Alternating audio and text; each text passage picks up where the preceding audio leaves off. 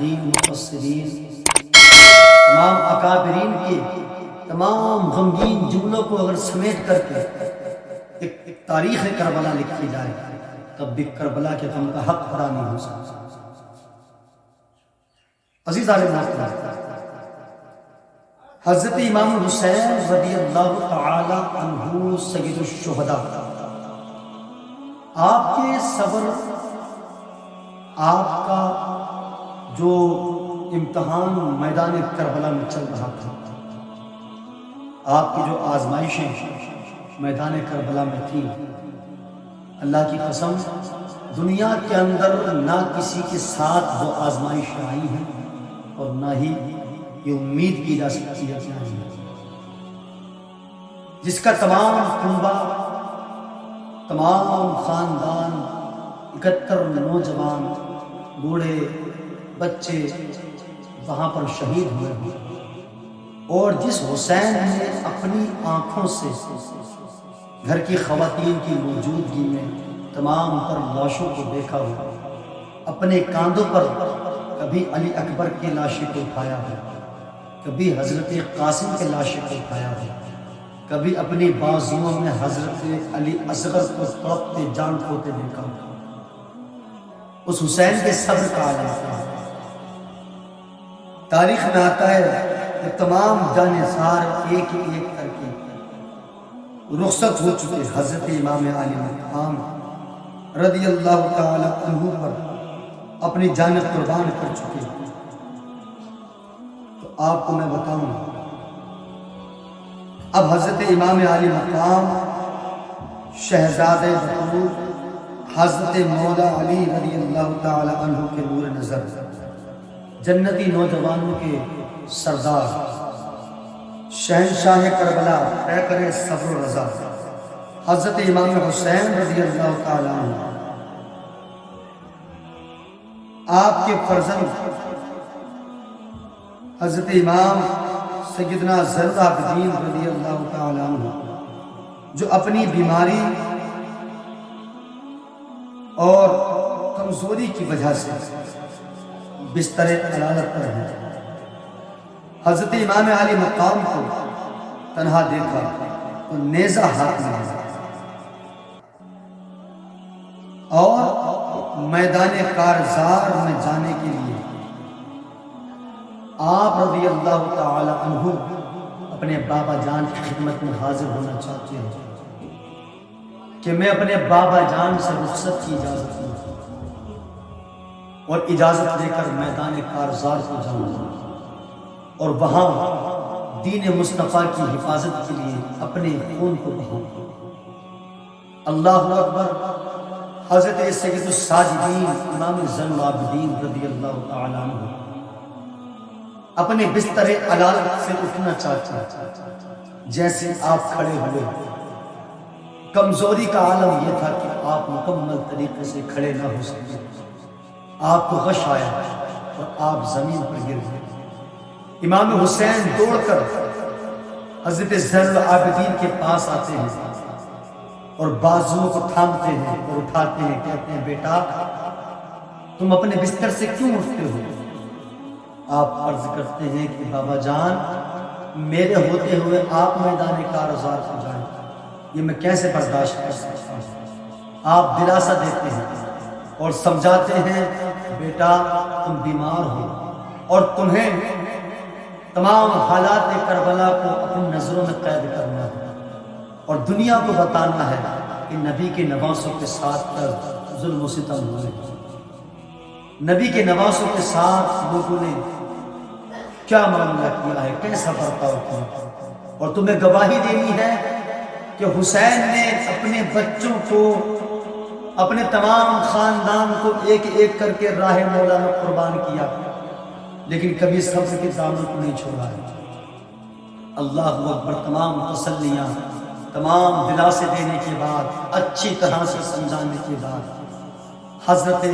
امام حسین شہزادے بطول حضرت مولا علی رضی اللہ تعالیٰ عنہ کے لخت جگر، نور نظر، سرکار دو جہان صلی اللہ تعالیٰ علیہ وسلم کے پیارے نواسے امام حسین رضی اللہ تعالیٰ عنہ اب خود میدان کارزار سے ادا فرماتے ہیں۔ آپ مکمل طریقے سے تیار ہو کر گھوڑے پر سوار ہو کر امامہ رسول خدا صلی اللہ تعالی علیہ وسلم کا سر پر باندھ کر پٹکا حضرت امیر حمزہ رضی اللہ تعالی عنہ کا کمر سے باندھ کر ذوالفقار حیدر کرار اپنی کمر پر لٹکانے کے بعد آپ تشریف لے چلے میدان کارزار پر پہنچے، میدان کربلا میں آئے، اور میدان کربلا میں آنے کے بعد آپ نے تمام یزیدیوں کو مخاطب کیا، اور مخاطب کرنے کے بعد آپ فرماتے ہیں اے ظالموں اب بھی سدھر جاؤ، تم میرے خون ناحق کو نہ بہاؤ، اگر تم نے آج مجھے چھوڑ دیا تو یقین جان لو یہ حسین بزدل رکھتا ہے علی اصغر کی قربانی کو نظر انداز کر دے گا، علی اکبر کی شہادت کو نظر انداز کر دے گا، حضرت قاسم کی شہادت کو بھول جائے گا، اون و محمد کی شہادت کو بھول جائے گا، تمام کنبے کے جو تم نے ایک ایک کر کے چشم و چراغ کو ختم کیا ہے نا، میں تمام شہداء کی شہادت کو بھول جاؤں گا، اور میں اپنی جان کو چھوڑنے کے عوض تمہیں نانا جان سے جنت دلواؤں گا۔ اللہ اکبر۔ آپ تمام تقریر کرتے رہے، تمام خطبے کا، تمام تقریر کا کسی بھی یزید کی کان پر کوئی اثر نہ ہوتا بھی کیسا؟ اللہ فرماتا ہے ختم اللہ علی قلوبہم وعلی سمعہم وعلی ابصارہم، اللہ فرماتا ہے جن کو بار بار راہ مولا دکھائی جائے، جن کو بار بار رضا اللہ کی کیا ہے یہ بتایا جائے، اس کے باوجود بھی وہ نہ سمجھیں تو محبوب پریشان مت ہو، اللہ رب العزت نے ان کے کانوں پر مہر لگا دی ہے، ان کی آنکھوں پر مہر لگا دی ہے، نہ وہ حق سن سکتے ہیں، نہ وہ حق دیکھ سکتے ہیں، نہ وہ حق بول سکتے ہیں۔ اور یہ وہی لوگ تھے جو میدان کربلا میں امام حسین کے سامنے مقابلے پر کیا یہ کلمہ نہیں پڑھتے تھے؟ یہ بھی کلمہ پڑھتے تھے۔ کیا یہ قرآن نہیں پڑھتے تھے؟ یہ بھی قرآن پڑھتے تھے۔ کیا یہ نماز نہیں پڑھتے تھے؟ یہ بھی نماز پڑھتے تھے۔ پھر جھگڑا کس بات کا تھا؟ لڑائی کس بات کی تھی؟ دولت و شہرت کی لڑائی نہیں تھی، حکومت تاج و تخت کی لڑائی نہیں تھی۔ اللہ اکبر۔ یہ جھگڑا فقط عقیدے کا تھا، یہ اختلاف فقط عقیدے کا تھا، یہ محبت کا اختلاف تھا۔ ایک طرف محبت تھی، دوسری طرف بغاوت تھی، ایک طرف محبت تھی، دوسری طرف عداوت تھی، ایک طرف عشق تھا، دوسری طرف مخالفت تھا۔ اللہ اکبر۔ حضرت امام حسین رضی اللہ تعالیٰ عنہ تمام کو مخاطب کرتے، اپنا باز مکمل کرتے، لیکن کوئی بھی راہ مولا کو پسند نہیں فرماتا، کسی کو جنت راس نہیں آتی ہے، سب کے سب باصر جہنم ہونا چاہتے ہیں۔ اب علی کے شیر نے، علی کے لاڈلے نے، نبی کے نواسے نے اعلان کر دیا ہے اگر تم نہیں سمجھتے ہو تو آؤ پھر مقابلے کے لیے تیار ہو جاؤ۔ آپ نے تمام یزیدیوں کو للکارا ہے،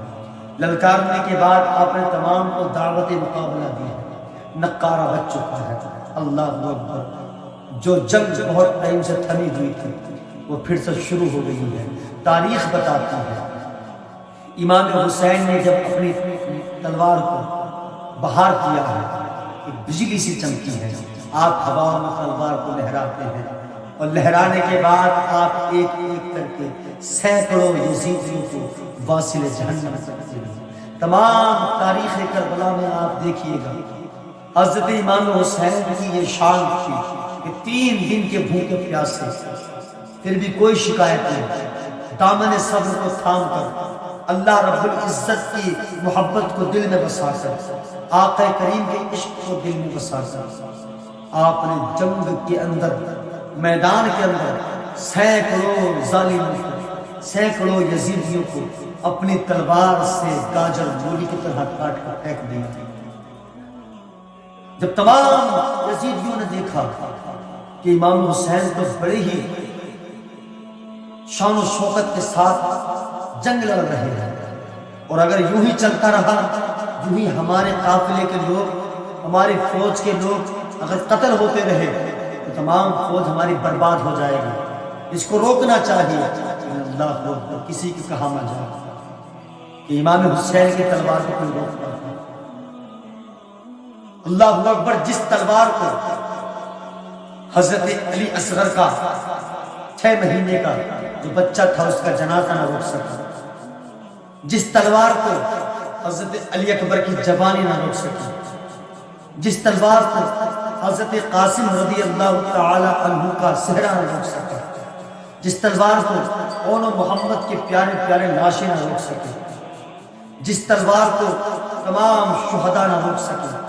اللہ اکبر، ایسا لگتا تھا جیسے اس تلوار کے اندر حضرت موسیٰ علیہ السلام کا جلال آ گیا، ایسا لگتا تھا جیسے اس تلوار کے اندر حضرت عیسیٰ علیہ السلام کا جمال آ گیا، ایسا لگتا تھا جیسے اس تلوار کے اندر حضرت نوح علیہ السلام کی تقویٰ و طہارت آ گئی، ایسا لگتا تھا جیسے اس تلوار کے اندر حضرت داؤد علیہ السلام کی قوت آ گئی، ایسا لگتا تھا جیسے تمام انبیاء و مرسلین نے، تمام پیغمبروں نے تلوار حسین کے لیے